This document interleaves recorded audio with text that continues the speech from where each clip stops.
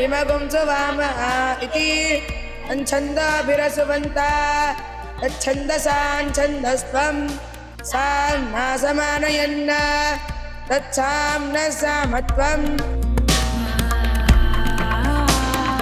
ఇది మామూలు స్కూల్ కాదు, ఇక్కడ మామూలు సిలబస్ లేదు. ఇది ఒక వైవిధ్యమైన గురుకులం. ఇక్కడ బోర్డు లేదు, బ్రహ్మ విద్య ఉంది. ఎగ్జామ్ లేదు, ఎగ్జిస్టెన్స్ ఉంది. ఒక్క మాటలో చెప్పాలంటే ఇది ఒక యాన్షియంట్ ఇంటెలిజెన్స్ ల్యాబ్.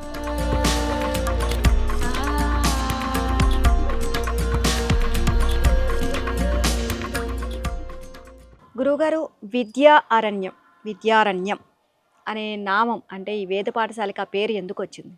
విద్యారణ్య స్వామి అనే ఒక శంకరుల వారు ఉండేవారు. ఆదిశంకరుల వారి పరంపరలో శృంగేరి పీఠానికి వారు అధిపతిగా ఉండేవారు. వారు చాలా గొప్ప పండితులు. వేదములకు భాష్యములు వ్రాశారు ఆయన. విద్యారణ్య భాష్యము అంటారు వేద భాష్యానికి పేరు.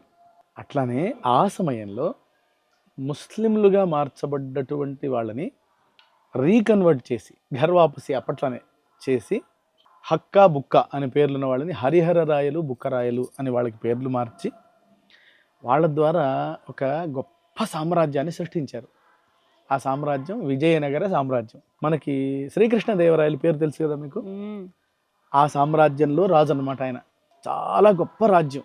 నిర్మాణ పరంగా, విద్య పరంగా, సంపద పరంగా ప్రపంచంలోనే గొప్ప సామ్రాజ్యంగా ఒక 300-400 సంవత్సరాల పాటు ఈ ప్రపంచానికి ఒక వెలుగునిచ్చింది.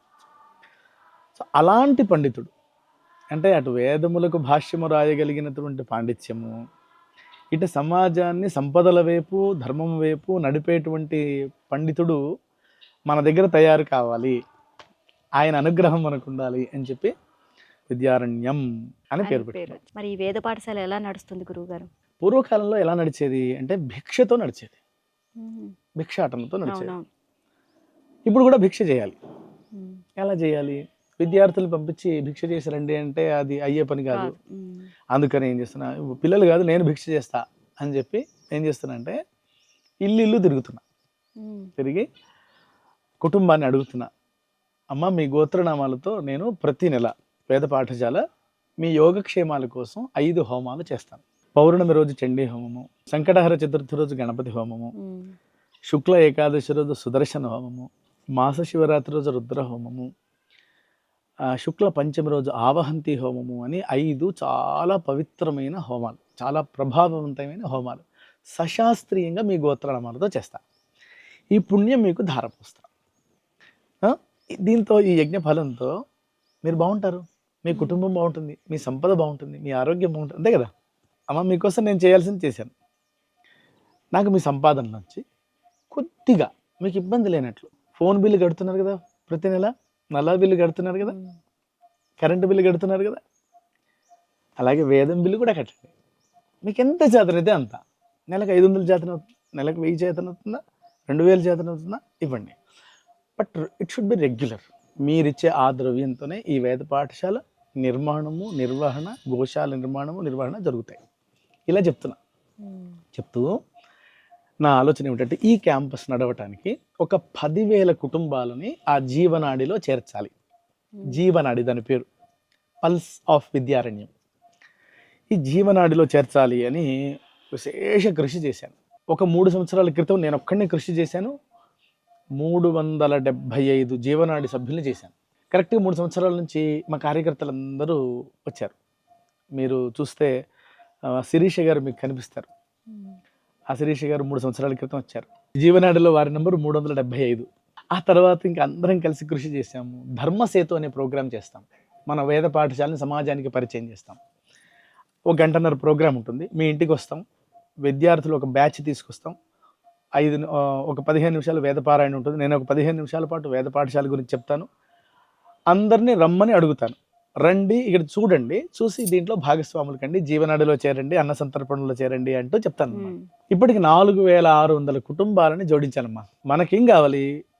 కార్పొరేట్ స్కూల్ లెవెల్ ఎమ్యూనిటీస్ కావాలి, వ్యవస్థలు కావాలి, మంచి క్లాస్ రూమ్స్ కావాలి, మంచి భోజనం పెట్టాలి, మంచి ఫ్యాకల్టీ, అసలు దేనికి తక్కువ ఉండదు, డబ్బు బాగా కావాలి. కానీ తల్లిదండ్రుల దగ్గర తీసుకోకూడదు. ఎందుకంటే చదువు అమ్మకూడదు, మన భారతీయుల నియమం అది. అందువల్ల దీనికి ఉపాయం ఏంటంటే సమాజం జీవనాడిలో చేరాలి, తల్లిదండ్రులు బిడ్డనివ్వాలి, గురుకులం పిల్లవాడిని తయారు చేయాలి. ఎందుకు అంటే సమాజం కోసం. వీడు తయారయ్యి ఆ సమాజంలోనే సేవ చేయాలి భవిష్యత్తు. అందుకని సమాజం ఈ మోడల్లో ఇది నడుస్తుంది. ఈ గురుకులాన్ని చూసి, ఈ ఆలోచన విధానాన్ని చూసి మీ పిల్లలు, మన భావి తరాలు ఇలాంటి మార్గంలో తయారైతే నిజంగా చాలా బాగుంటుంది అని మీరు తప్పకుండా సంతృప్తి చెందుతారు, కన్విన్స్ అవుతారని నేను అనుకుంటున్నాను. తప్పకుండా రండి. మనం అందరం కలిసి చేయాల్సినటువంటి పని ఈ పని. ప్రత్యేకంగా ధన్యవాదాలు గురువు గారు. ఈ గురుకులంలో వేదాలు నేర్పిస్తున్న గురువులు ఎంతో మంది ఉన్నారు. వారితో మనం మాట్లాడదాం.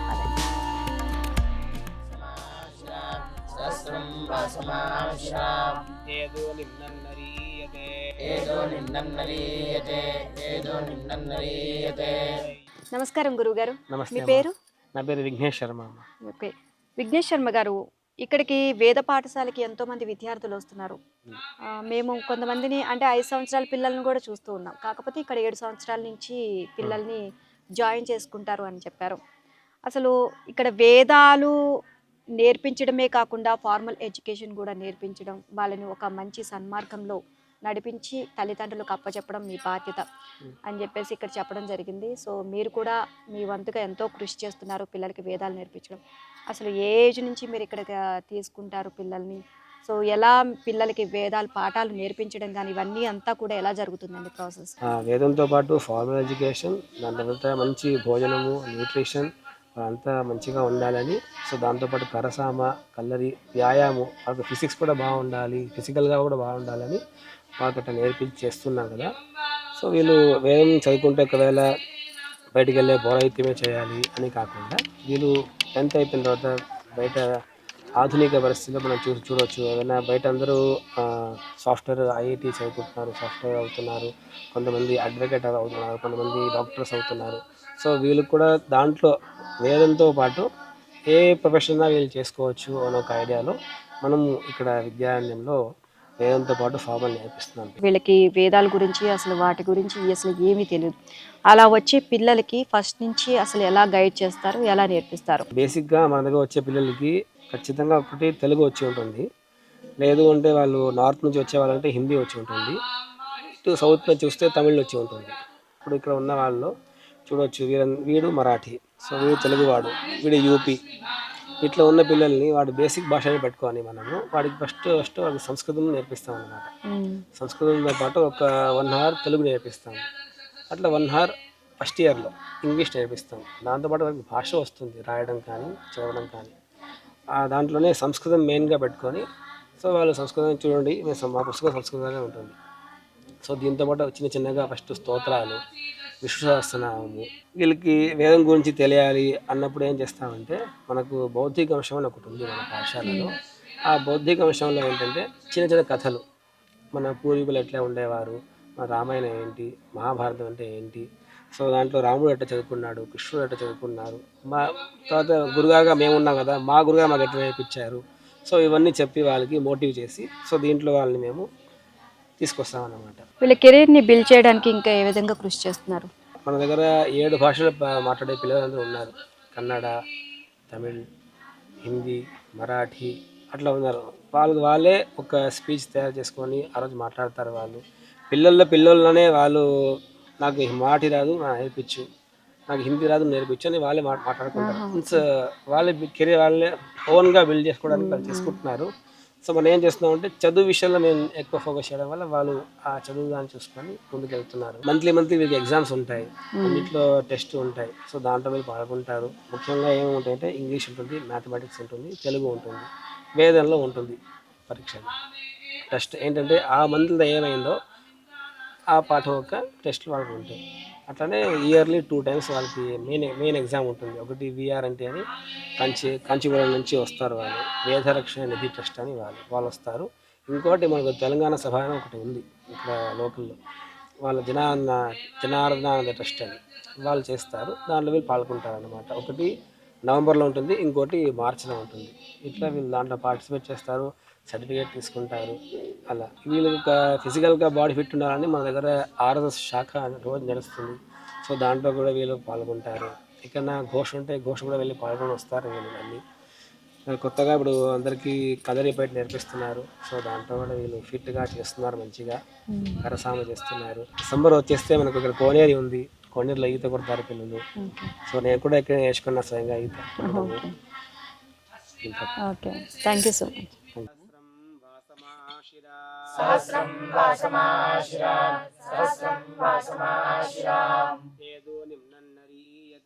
ఏదో నిమ్నం నరీయతే సయ్యన్మదాయ సుష్మినే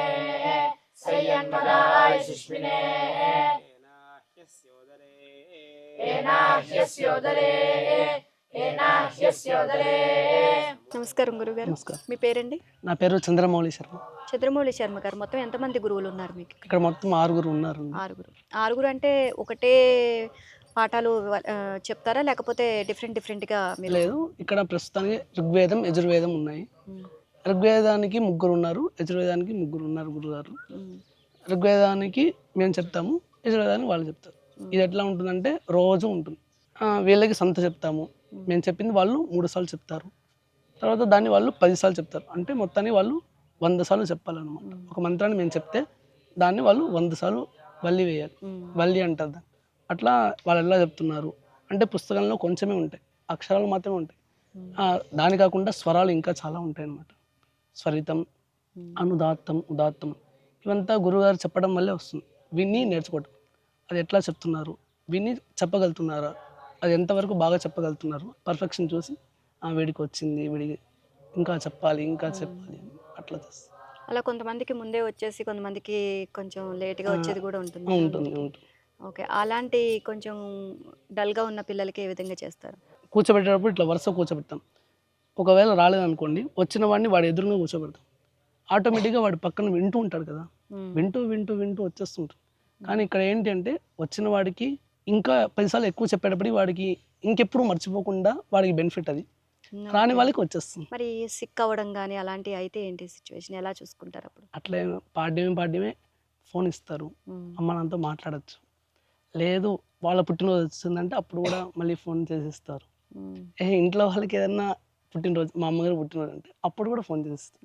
అట్లా ఉండటం వల్ల ఇంకోటి, రోజు వాళ్ళు ఏం భోజనం చేస్తున్నారు అన్నది మేము వీడియో తీసి పెడుతూ ఉంటాం. ఆఫీస్లో వాళ్ళు పెడుతూ ఉంటారు అనమాట. రోజు అమ్మ నాన్నకి తెలియాలి పిల్లలు ఏం తింటున్నారు, ఈరోజు వాళ్ళకి ఏం స్పెషల్. హెల్త్ ఇష్యూస్ వస్తే డాక్టర్లు వస్తూ ఉంటారు అనమాట. సాటర్డే అంటే ఒక వారంలో మనకి ఈ అబ్బాయికి హెల్త్ ఇష్యూ వచ్చింది, స్కిన్ ప్రాబ్లం వచ్చింది అనుకోండి. స్కిన్ ప్రాబ్లం వచ్చింది అంటే డాక్టర్ వస్తారు, వచ్చి వాడి స్కిన్ ప్రాబ్లం ఏంటిని చూస్తారు. కొన్ని ఉంటాయి, కడుపు నొప్పి అంతా మా దగ్గర చెప్తారు. కొన్ని మజ్జిగ తాగు, నీళ్ళు తాగు, అట్లా కూడా చేస్తూ ఉంటాం. లేకపోతే డాక్టర్ వచ్చి ఆయన చూస్తారు, వాళ్ళే మందులు ఇస్తారు. రోజు క్లాసెస్ ఉంటాయండి. 138 మంది పిల్లలు ఉన్నారు కదా, దాంట్లో ఋగ్వేదం 52 మంది ఉంటారు. ఈ 52 మందిలో 3 ఉన్నాం కాబట్టి డివైడ్ చేసుకుంటాం. 20 మంది అట్లా డివైడ్ చేసుకుంటాం. డివైడ్ చేసుకున్నందువల్ల రోజు ఉంటాయి ఈ పాఠాలు. మేము రోజు చెప్తాం, వాళ్ళు రోజు చదువుతారు.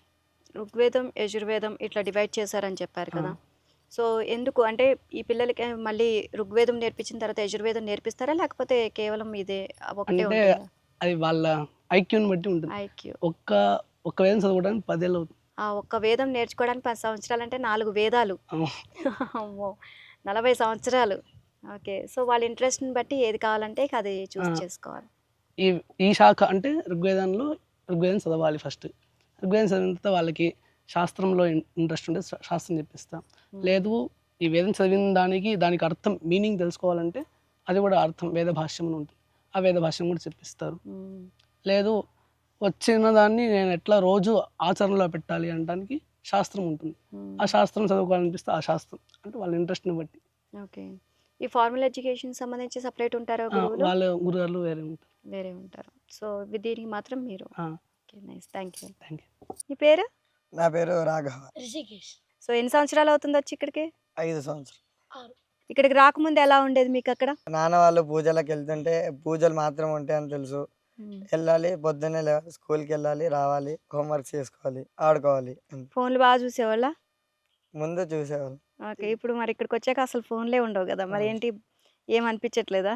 స్టార్టింగ్లో అనిపించేది, ఇప్పుడు అలవాటు అయిపోయింది. అలవాటు అయిపోయింది. గేమ్స్ అవన్నీ కూడా మీకు నేర్పిస్తారంట, వాటి వల్ల ఏం యూజ్ అవుతుంది మీకు ఇంకా?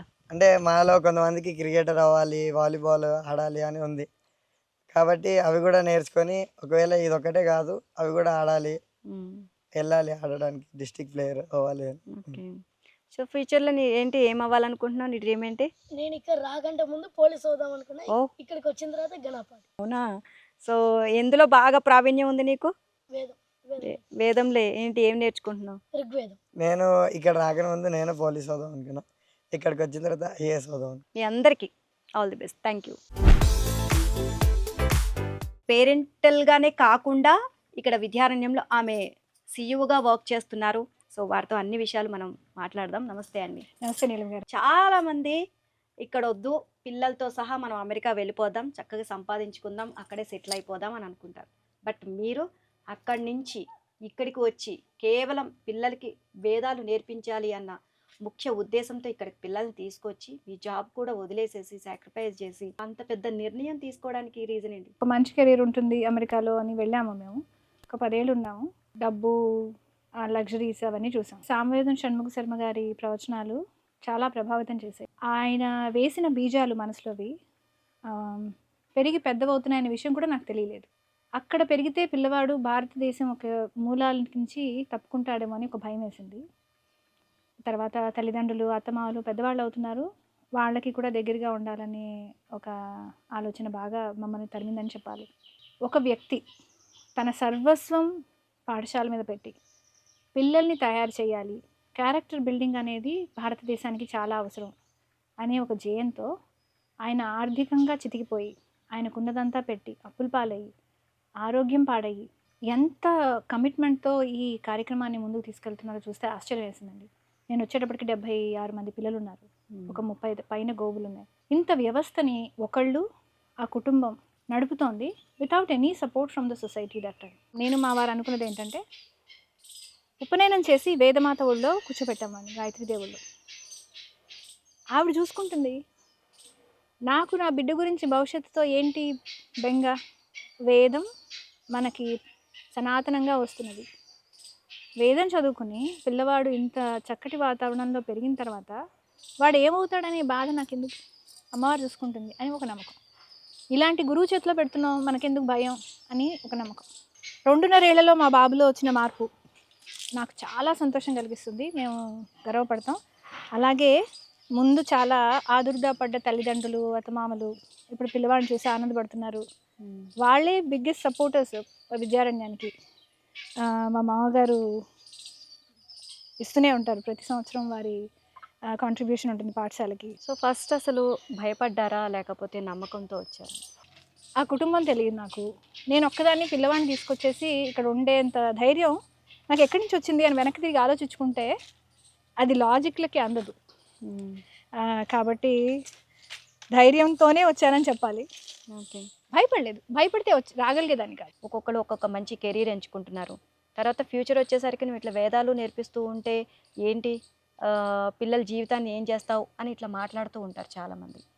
సో ఒకవేళ ఇప్పుడు మళ్ళీ అయ్యే మాటలు ఏమైనా వస్తే కనుక మీ నిర్ణయాన్ని వెనక్కి తీసుకుంటారు? మీరేంటి ఇలాంటి పని చేశారు, అట్లా ఎట్లా చేస్తారు, మీ అబ్బాయితో అలా ఎలా చేస్తారు అని అన్నీ మేము నిలబడ్డాం. ఎందుకంటే ఇది సత్యం, ఇది మన సనాతనంగా వచ్చిన మన గురుకుల సిస్టమ్.